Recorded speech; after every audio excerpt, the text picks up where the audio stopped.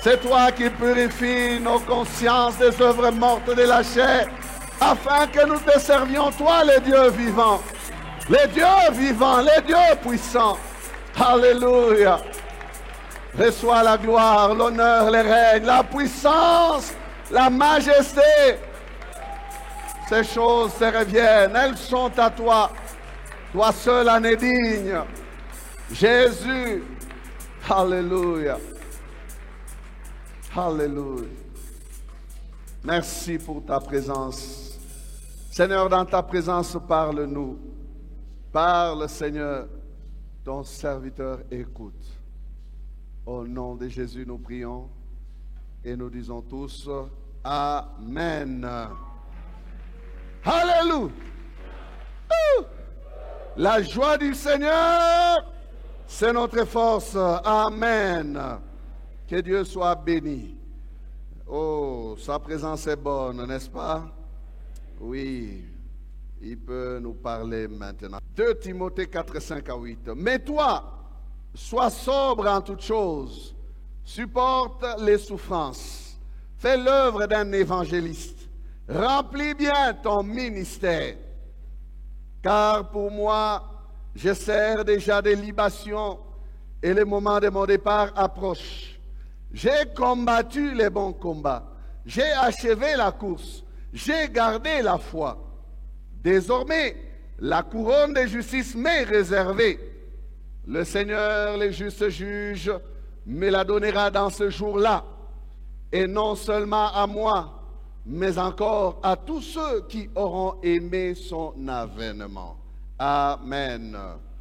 1 Pierre 4, 10, nous proclamons cette parole de l'année ensemble comme des bons dispensateurs des diverses grâces de Dieu, mettent au service des autres le don qu'il a reçu. Amen. Bon appétit. Après 3 dimanches de Nous n'ignorons pas ces dessins, nous retrouvons notre thème de l'année, les DG. Les DG. Nous sommes à notre 26e message de cette série sur les DG. Et nous entamons la descente parce que ce thème ne traversera pas l'année, comme vous le savez. Nous l'avons tourné et retourné. Nous l'avons contourné et entouré. Nous avons puisé et puisé.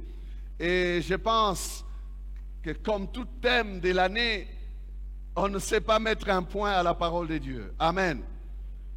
On mettra une petite virgule parce que le Saint-Esprit peut toujours nous parler au travers des mêmes choses que nous avons déjà entendues. Certaines fois, la répétition nous apporte des nouvelles révélations. Même lorsqu'on va répéter, on ne dira pas la même chose, on y ajoutera quelque chose de nouveau. Parce que le Saint-Esprit parle toujours. Amen. Donc, j'annonce que nous sommes en train d'atterrir, c'est vrai, mais ce ne sera pas pour dire que fini avec les versets, nous les mettons au garage, on n'y touchera plus. Non. Il reviendra un autre jour, peut-être sous une autre forme, sous l'inspiration du Saint-Esprit. Amen.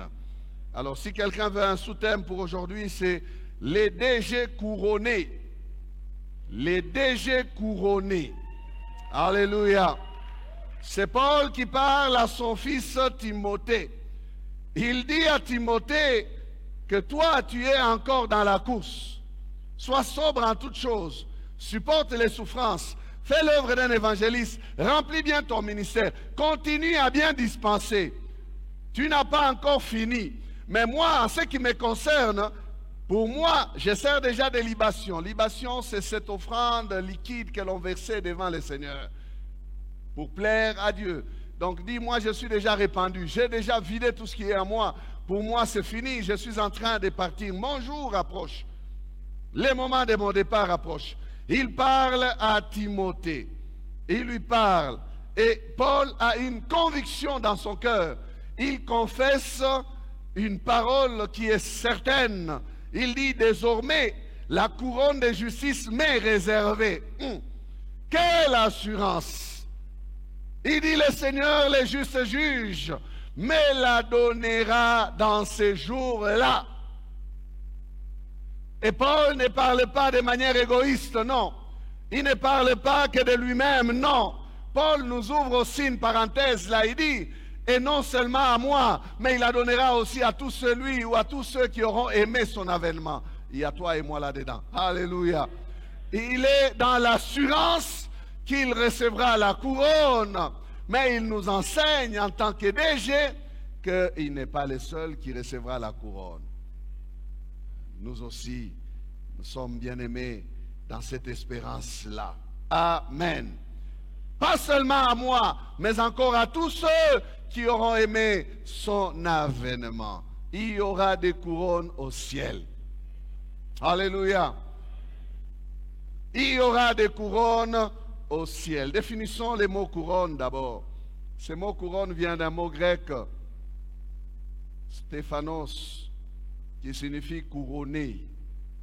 Même le nom Stéphane, c'est couronné.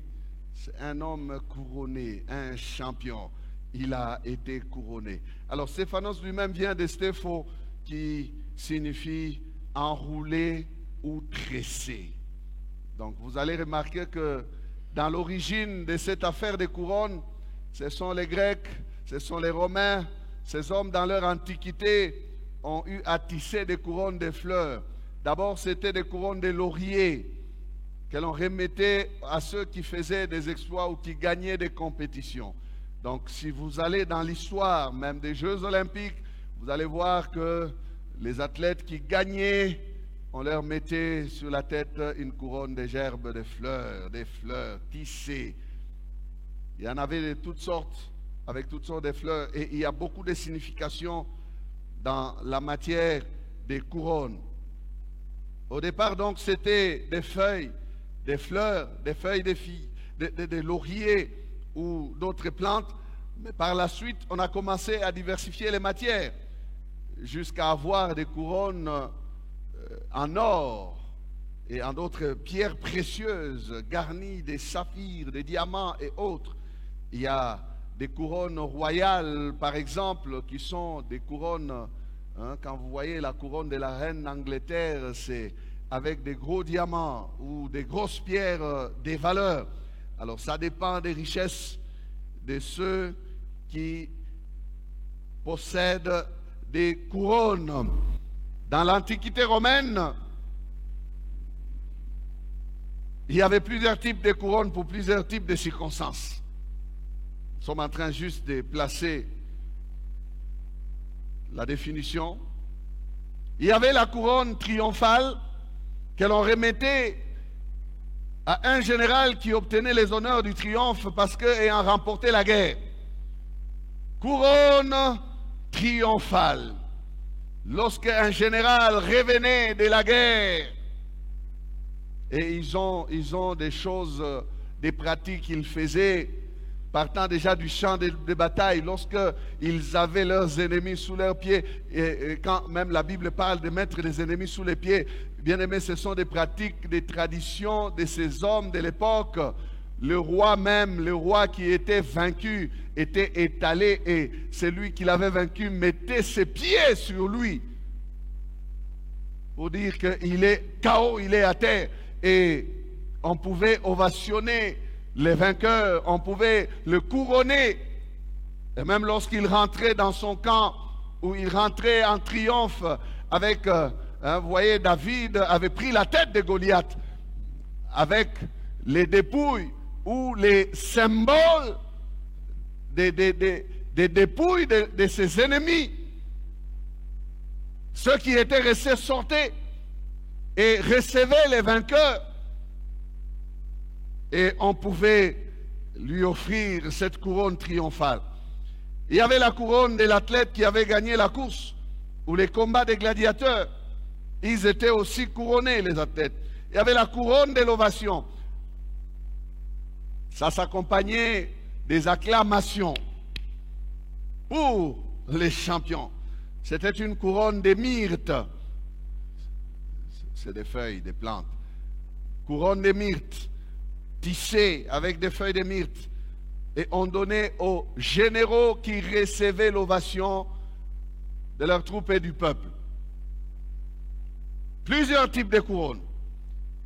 Il y avait la couronne qu'on appelle obsidionale. Obsidionale. Une couronne faite d'épis que l'on remettait au général qui avait fait lever un siège. Donc, les ennemis, par exemple, entourent Lubumbashi. Nous sommes assiégés. Un général s'élève, il vient gagner face à ceux qui assiégés. Il fait lever les sièges, il remporte la victoire. Ce général va recevoir la couronne obsidionale. Couronne faite d'épis. Vous voyez, des épis. On a tissé cela et on met sur la tête de ce général. Parce qu'il est intervenu avec bravoure, il a fait lever les sièges de la ville. La couronne civique, un autre type de couronne. Un autre genre de couronne. Une couronne de chêne. De chêne, de bois de chêne. Qui s'est donnée à celui qui avait sauvé la vie à un citoyen. Toujours dans la Rome antique. Vous avez fait un acte de bravoure. Vous avez, par exemple, il n'y a pas très longtemps, on a donné la médaille et on a donné quoi? Les papiers à un monsieur, Mamadou. Pourquoi? Il a escaladé un bâtiment, il est allé sauver un monsieur qui avait des problèmes ou un enfant. C'est un acte civique. Pour celui qui sauve un citoyen comme ça, on les couronne. Bien aimé, la société doit avoir des choses comme ça. Hein? Ça encourage les autres. Il ne faut pas vivre dans une société où on ne récompense pas les mérites. On est là comme ça. On regarde et on regarde. Quelqu'un fait un acte de bravoure, rien. Ce n'est pas normal. La famille doit encourager ceux qui font des biens. L'école doit encourager ceux qui font des biens. Allez à l'étranger. Vous avez des enfants, ils ont des trophées. Trophy in English. C'est quoi au nom quand j'ai marqué les buts? C'est quoi au nom quand j'ai eu 40 sur 40? C'est quoi au nom quand j'ai fait ceci? Tout exploit est reconnu et encouragé. Bien-aimé, il en est de même de notre Seigneur. Il n'oubliera pas tes exploits. Oh. Dieu sait encourager ses enfants. Il sait encourager ses enfants. Il ne nous laisse pas là comme ça. Tu fais un acte de bravoure. Non. Tout bien fait, frère, n'est pas perdu.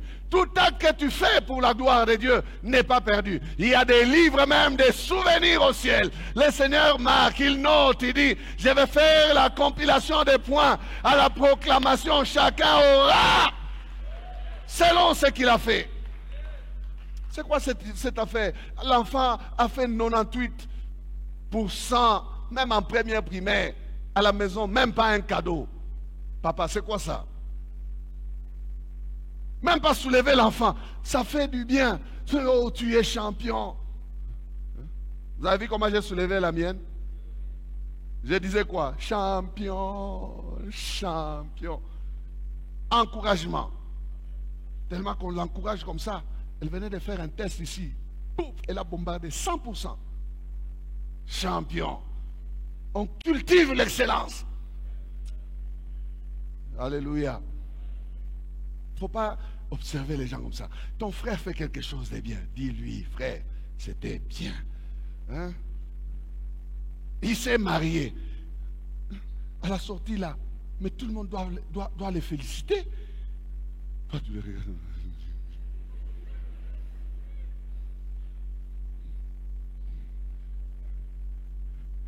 Regardez ces gens. On peut dire ils sont de l'Antiquité. C'est la Rome antique, hein? Mais ils ont déjà la culture des récompenses. Qui a mis ça dans leur cœur? C'est le ciel. Certainement, c'est le ciel. Amen. Il y avait aussi la couronne murale. Une couronne faite des fleurons avec la forme des créneaux. On l'a donné à celui qui était entré le premier dans une ville assiégée. Vous voyez, il y a toujours un exploit quelque part et une récompense. Il y avait enfin la couronne dite navale. Une couronne que l'on remettait à celui qui, dans le combat naval, sautait le premier dans un vaisseau ennemi, dans un bateau ennemi. Il faut du courage. Un combat entre les vaisseaux, les bateaux s'approchent.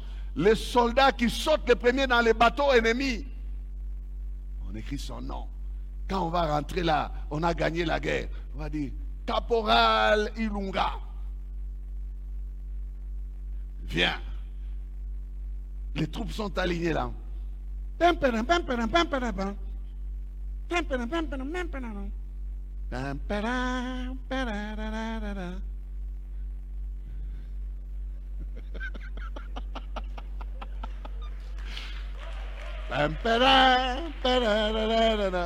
n'y a que la vieille génération qui connaît cette trompette-là. Et on met sur la tête de la personne. Ça encourage les autres. Il y a un autre caporal qui va dire, le prochain combat, c'est moi qui sauterai là-bas. Amen. Alors, regardez comment Paul parle. Paul parle de Timothée, il lui dit, toi tu es encore dans le ministère, fais, mais regarde-moi ce que j'ai fait. Des paroles d'encouragement. Oh, que ces paroles soient des paroles d'encouragement pour quelqu'un ce matin. Amen. Et lorsque nous examinons toutes ces couronnes, on ne remet pas une couronne à un fainéant. Non, nous comprenons qu'une couronne représentait toujours un signe de distinction, des mérites supérieurs ou d'autorité. On ne remet pas une couronne à quelqu'un qui n'a rien fait. Non. C'était toujours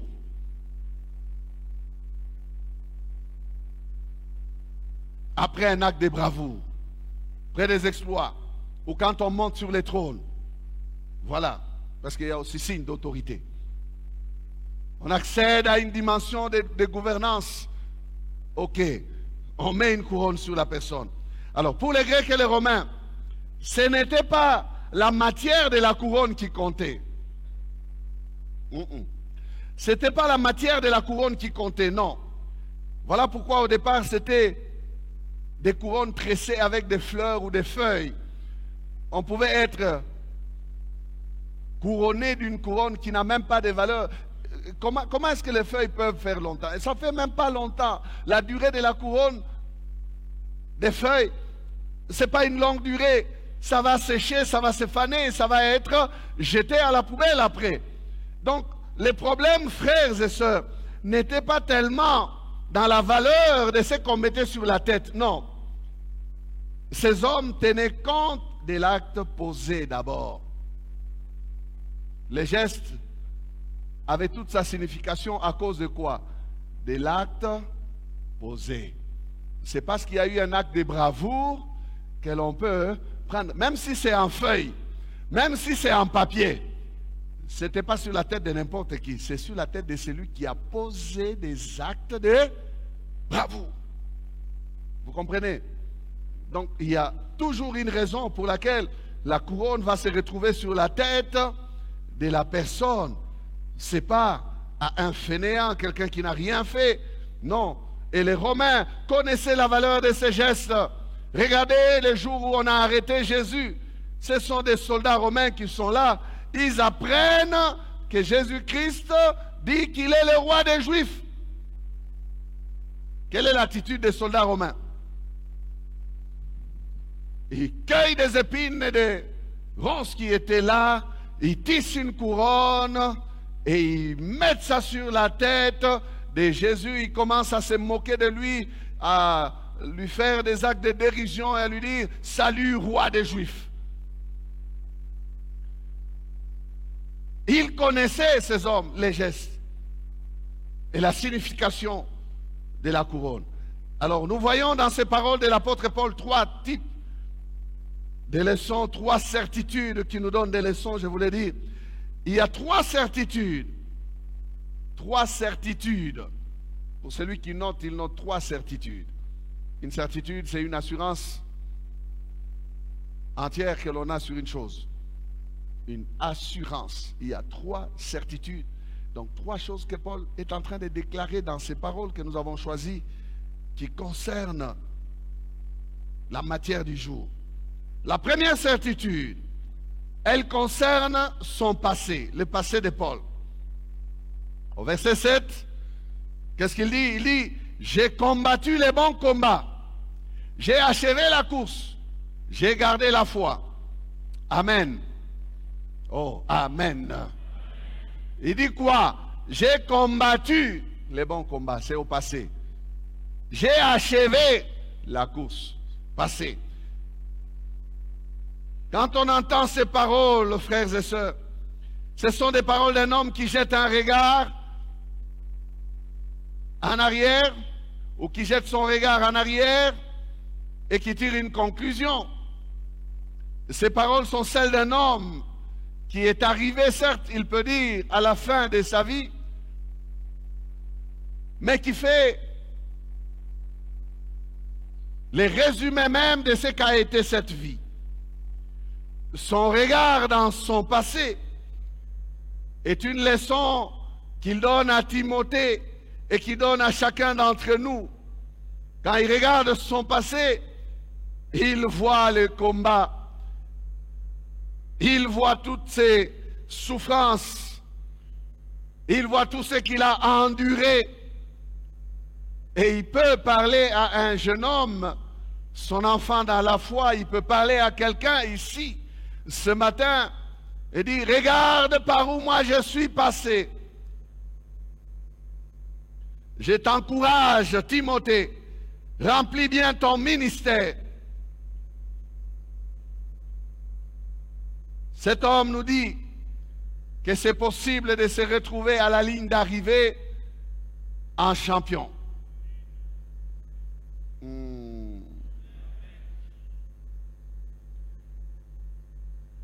Il parle à un jeune homme qui est encore dans la course. Lui, il a fini la course. Il dit, j'ai combattu les bons combats. Il dit quoi? J'ai achevé la course. Il dit ça après avoir dit à Timothée de bien faire sa course, de bien remplir son ministère, d'être sobre, d'être discipliné. Et il dit, voilà, moi je suis arrivé. C'est possible, frères et sœurs, de se retrouver à la ligne d'arrivée ou sur la ligne d'arrivée. C'est possible de gagner dans ce combat qui est nôtre, le combat de la vie chrétienne. Regardez ce qu'a été le parcours de Paul. Je nous ramène en arrière. Je prends l'apôtre Paul, je le remets dans les moments où il est en train de courir. Quand il parle à Timothée, il a fini de courir.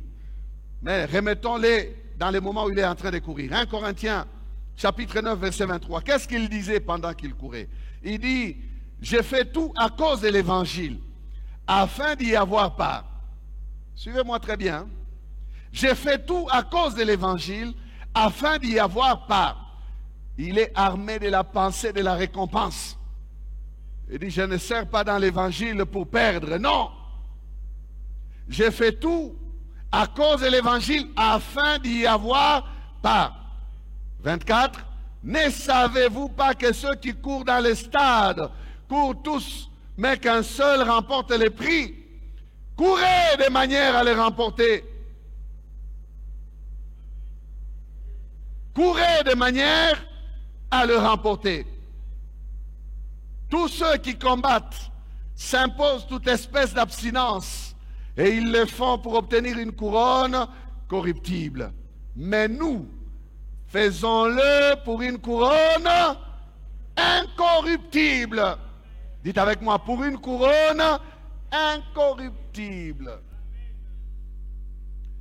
Tous ces boxeurs, tous ces athlètes, des John Cena et autres, ils combattent pour des couronnes corruptibles.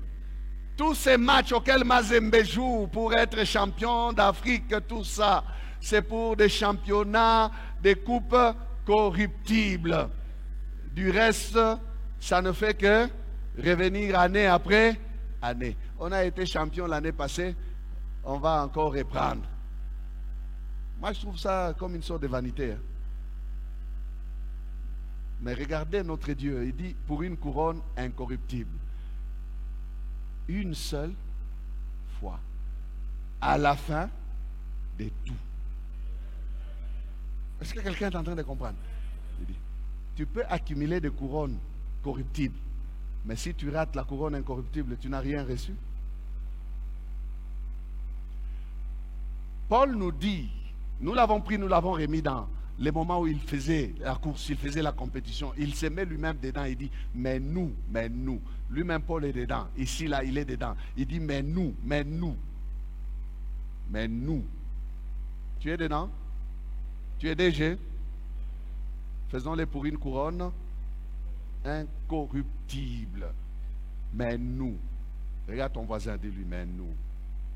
Faisons-les pour une couronne incorruptible. Donc, toute la discipline que les athlètes se donnent, toute la souffrance qu'ils ont des privations pour avoir des paquets, pour être en bonne forme, pour remporter, pour donner des coups, des KO et tout ça, c'est pour une couronne corruptible qui va se détruire pour peu de temps. Mais nous, exerçons-nous, disciplinons-nous, faisons ces choses pour une couronne incorruptible.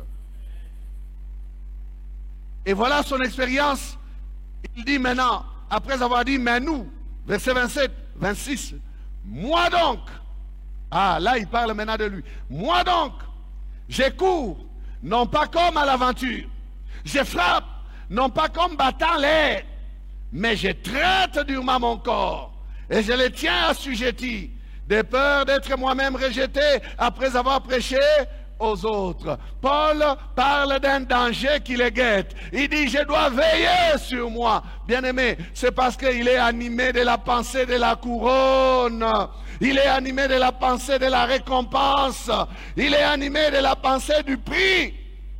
Courez de manière à le remporter. Ne dispensez pas vaille que vaille. Ciblez, frère. Travaillez durement pour arriver à ces bons résultats.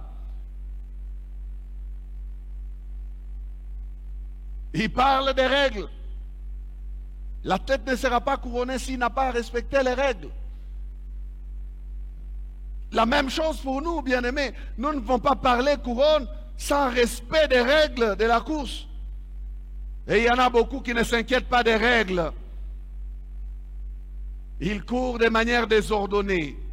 Attention, tu seras disqualifié. Si Paul peut dire, de sorte que je ne sois pas rejeté après avoir prêché aux autres, ça veut dire que le danger est vrai. Le danger est réel. Amen. Le danger est réel, frère. Amen. Si Paul peut parler couronne à la fin de sa vie, c'est parce qu'il est passé par toutes ces choses qu'il déclare ici. Il dit, moi donc, je traite durement mon corps. Là, il était en pleine course, en pleine compétition. Avec le texte de 2 Timothée 4, nous le voyons à la fin de la course. À la fin. Mais il parle de discipline, la discipline. Dites à quelqu'un, la discipline. Je traite durement mon corps, je le tiens assujetti, de peur d'être moi-même rejeté. Ça, c'est la discipline. Pendant qu'il courait, Paul a accepté de souffrir. Paul a accepté de s'abstenir. Il dit, s'il ne s'abstient pas, il ne peut pas arriver à remporter. Amen.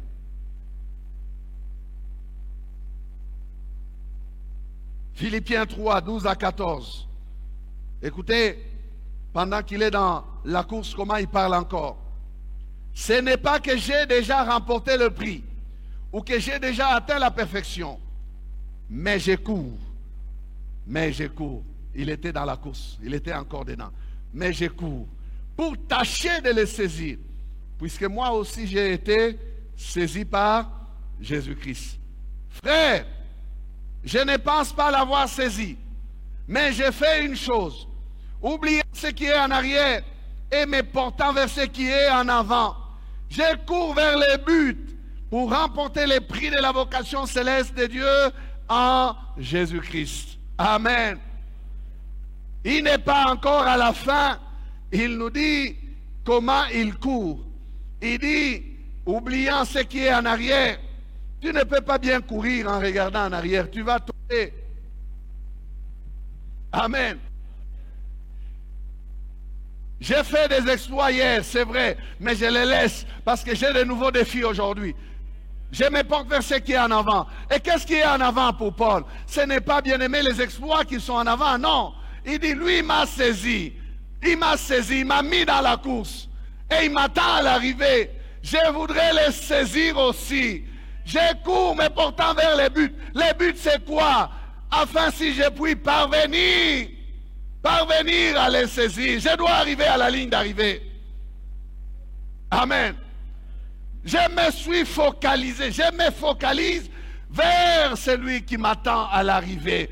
Bien-aimé, Jésus nous attend à l'arrivée. Jésus nous attend à l'arrivée, frère. Il est devant, le chef et le consommateur de notre foi. Il nous attend. Il est là. Et puis nous courons. Nous sommes environnés d'une grande nuée de témoins. Les Abraham, les Isaac, les Paul, les Pierre, les Jean, les Jacques. Ils sont là en train de nous regarder. Ils nous encouragent. Ils disent fonce. Vas-y.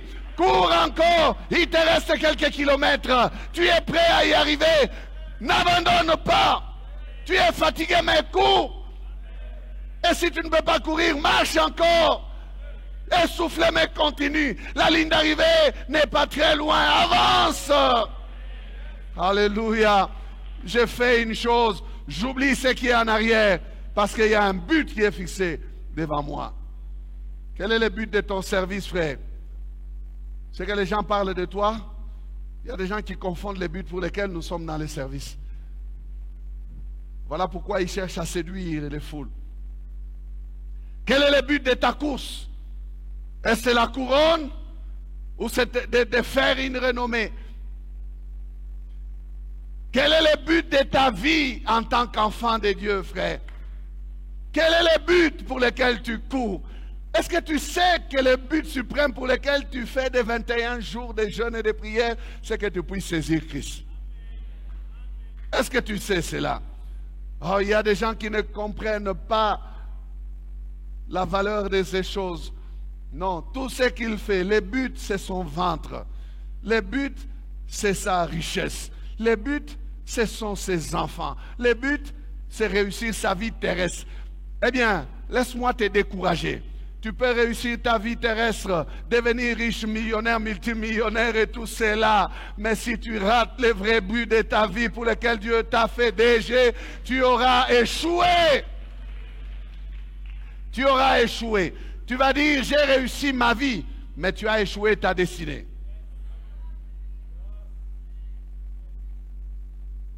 C'est pas mauvais d'accumuler des choses sur la terre. C'est pas mauvais d'être connu sur la terre. C'est pas mauvais de réussir sur la terre. Mais c'est mauvais d'échouer pour le ciel. C'est mauvais d'échouer pour le ciel. Amen. J'ai couru vers les buts pour remporter le prix de la vocation. Courez de manière à remporter le prix. Courez de manière à y arriver. Amen. À y arriver, être là ce jour-là. Oh, j'aimerais dire à quelqu'un de changer le but de sa course. Courir après les richesses, courir après la gloire, courir après des choses de la terre. Je viens de le dire, ce n'est pas le but suprême de notre passage sur la terre. D'ailleurs, vous le savez, Matthieu 6,33 nous dit quoi? Cherchez premièrement le royaume des cieux et sa justice. C'est ça le but. Amen. Les restes, c'est, on dit, des par-dessus. Vous seront donnés par-dessus. Vivre avec le but de remporter les prix. Voilà ce que je te propose ce matin. Être armé de la pensée de la couronne. Aie la couronne devant tes yeux. Dis, Seigneur, je travaille pour avoir accès à cette couronne. Amen. Je l'avais dit, je le répète ici. La récompense ne sera pas le fait de la bonté de Dieu. Même si Dieu est très bon, Dieu ne récompensera pas les gens à cause de sa bonté. Oh, je suis tellement bon. Tu n'as rien fait sur la terre, mais prends même une couronne ici. Rien. La récompense n'a rien à voir avec la bonté de Dieu.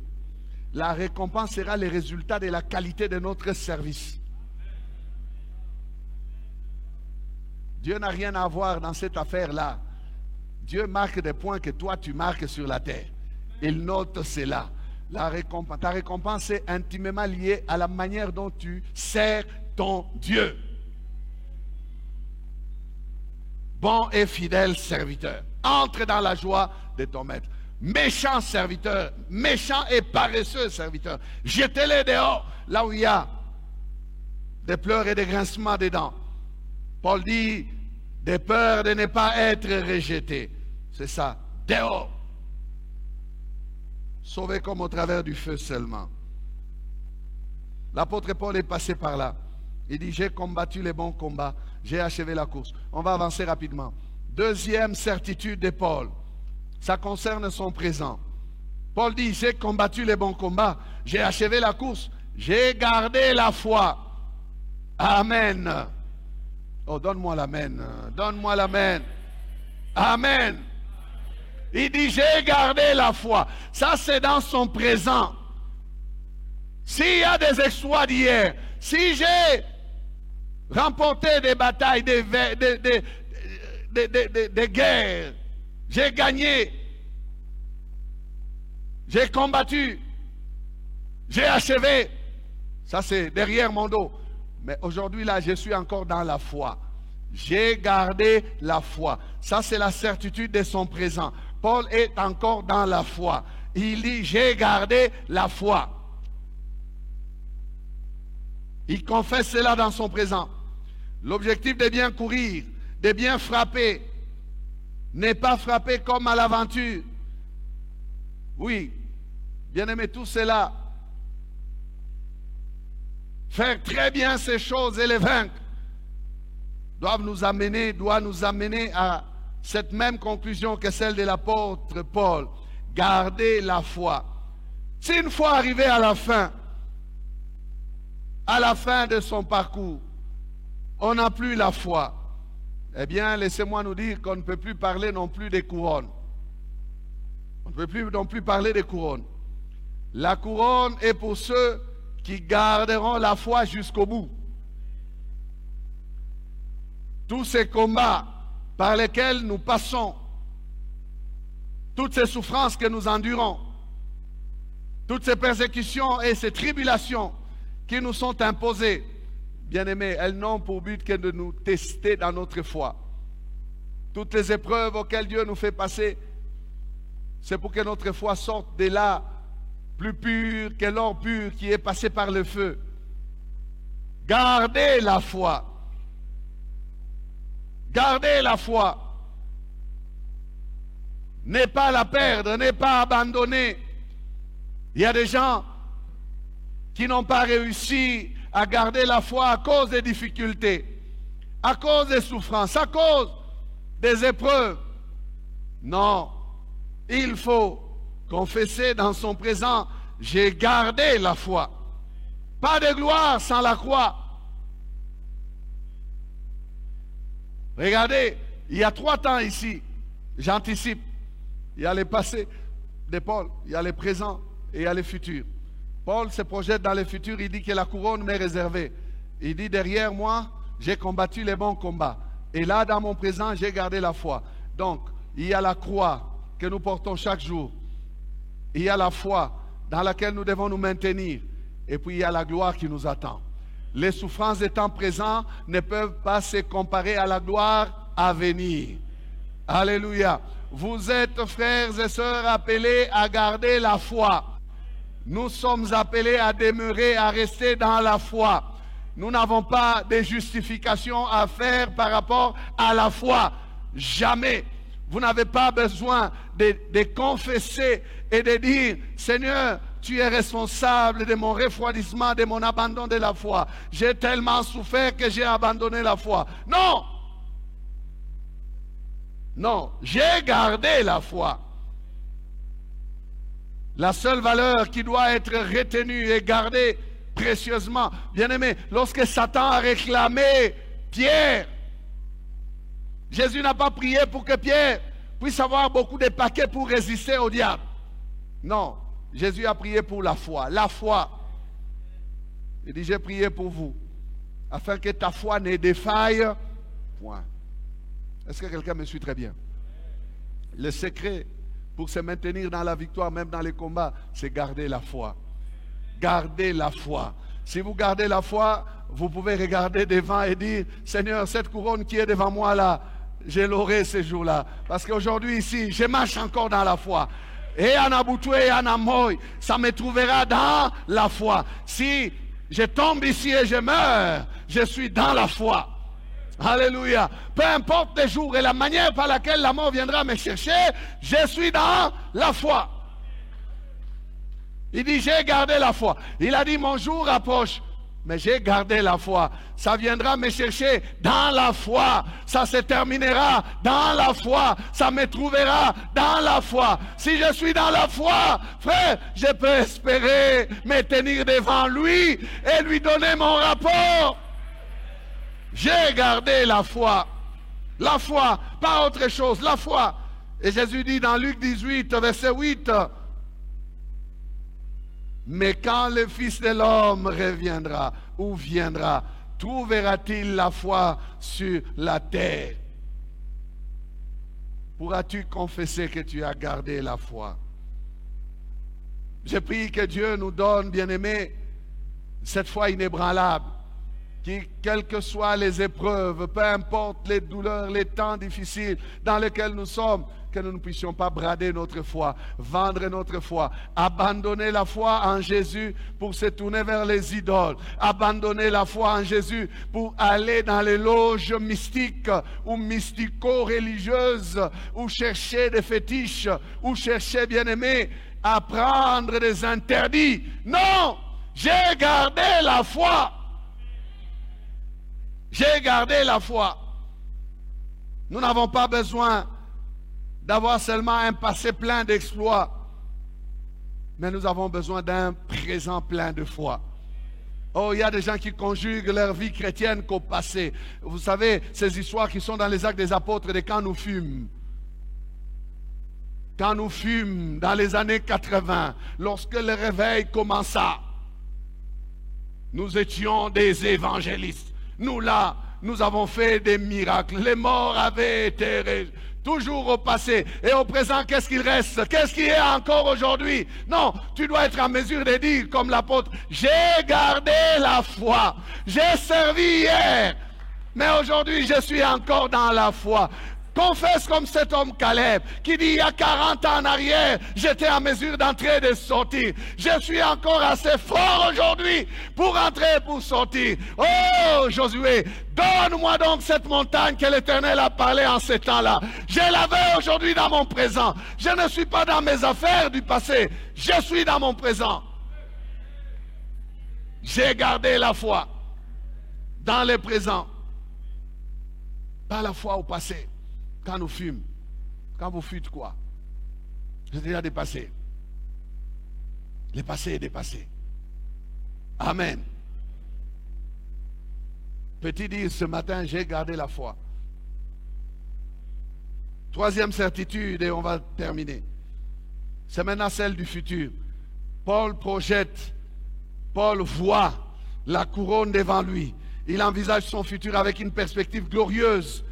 Il n'est pas amer, il n'est pas triste, il ne regrette pas d'avoir vécu une vie difficile comme pouvait le faire Jacob devant Pharaon. Jacob est allé confesser des choses difficiles devant Pharaon. Il dit, le nombre des années de mes jours sur la terre ont été peu nombreux et mauvais. Oh Jacob, c'est toi le père des 12 tribus d'Israël, non? Paul n'est pas comme ça, il n'est pas amer. Vous savez, il y a des gens amers, quand il sait que sa mort approche, il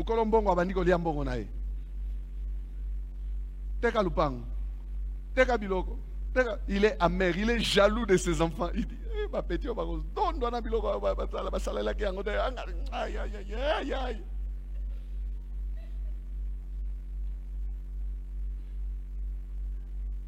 ça c'est pas Paul. Paul dit, Timothée, tu peux y arriver. Si tu sers très bien le Seigneur, si tu dispenses très bien, si tu es fidèle, tu y arriveras. Moi, je suis déjà en train de partir. C'est un homme serein, un homme calme. Écoutez, un homme comme celui-là, même les martyrs ne lui fait pas peur. L'histoire raconte qu'il est mort en martyr, Paul. Il dit, le jour approche. Le jour de mon départ approche. Il est préparé. Il dit, la couronne m'est réservée. Peu importe la manière dont je vais sortir, il y a quelque chose de grandiose, de glorieux qui m'attend. Comment ne pas soupirer après une telle chose? Comment ne pas, bien-aimé, même quand on est dans l'agonie, mourir sereinement, calmement, avec un visage d'ange? Il dit, désormais, la couronne de justice m'est réservée. Le Seigneur, le juste juge, me la donnera dans ces jours-là. Et non seulement à moi, mais encore à tous ceux qui auront aimé son avènement. Il parle de manière solennelle. Un homme comme celui-là ne peut pas craindre la mort. Un homme comme celui-là ne peut pas mourir triste. Un homme comme celui-là, non. Il dit, c'est tout ce qui me reste. J'attends. Seigneur, viens me prendre, j'attends. Je suis prêt. Il rêve d'être vite en ces jours-là. Il soupire après ces jours-là. Il dit, le Seigneur me la donnera en ces jours-là, dans ces jours-là. Dans ces jours-là, une certitude que tout DG doit rechercher de posséder. Amen. Oh Seigneur, donne-nous de soupirer après cette couronne placée devant nous. Tout DG qui aura réussi son parcours peut s'attendre à ce jour de récompense. Il peut rêver d'avoir en ces jours-là une couronne. Ces jours-là, puissent ces jours-là être la motivation de notre service, frère. Servons parce qu'il y aura ces jours-là. Ces jours-là arrivera. Fais tout pour ne pas rougir ces jours-là. Ne pas être dans la confusion ces jours-là. C'est pour ces jours-là, frères et sœurs, que nous tenons, que nous pouvons continuer à crier, à servir, que nous prêchons dimanche après dimanche. C'est pour ces jours-là que nous nous battons de toute notre force pour rester debout. Amen. C'est pour ces jours-là, pour que rien ni personne ne nous ravisse les prix de ces jours-là. Non, ces jours-là approchent, frère. Sois prêt pour ces jours-là. Sois prêt pour ces jours-là. Ces jours-là approchent. Ces jours-là approchent, frère. Ces jours-là approchent. Vous savez, nous sommes habitués à dire Jésus revient bientôt. Hein?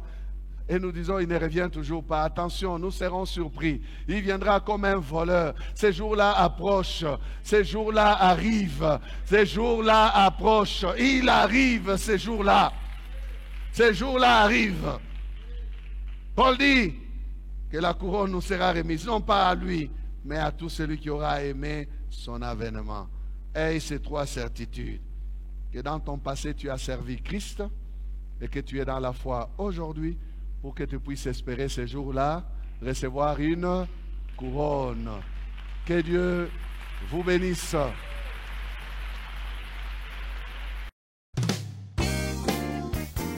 Bien-aimés, nous vous remercions d'avoir suivi ce message et nous prions pour que la grâce du Seigneur continue à agir dans votre cœur et que le message puisse apporter des fruits pour lesquels Dieu l'a envoyé chez vous. Nous voulons juste vous encourager à vous qui n'avez pas encore donné votre vie à Christ, à faire cette prière avec nous maintenant et à faire cette prière avec un cœur ouvert et une décision venant de votre cœur. Vous pouvez juste prier avec nous maintenant, en répétant ces paroles après moi et en disant ceci. Seigneur Jésus, je t'ouvre mon cœur, je te donne ma vie. Sois mon Seigneur et mon Sauveur. Pardonne mes péchés, Seigneur. Inscris mon nom dans ton livre de vie. Je m'abandonne à toi. Que le Saint-Esprit m'aide à te suivre et à te servir. Merci pour la nouveauté de vie et merci pour, Seigneur, au Dieu de gloire, l'obéissance à ta parole que tu crées en moi. Parce que c'est toi qui crées le vouloir et le faire, selon ton bon plaisir. Je te dis merci. Amen. Que Dieu vous bénisse parce que vous avez pris la décision de devenir chrétien et de vous engager à suivre Jésus et à les servir. Vous pouvez nous contacter au numéro qui apparaît à l'écran et nous serons toujours disposés à répondre à vos questions, à vos préoccupations nous sommes là pour vous servir et nous serons aussi heureux d'avoir un temps de prière avec vous dans nos installations 6 avenue Kasavubu, coin Sandoa, à l'église La Parole Éternelle ici à Lubumbashi. Que Dieu vous bénisse, que sa grâce et sa paix soient dans vos maisons.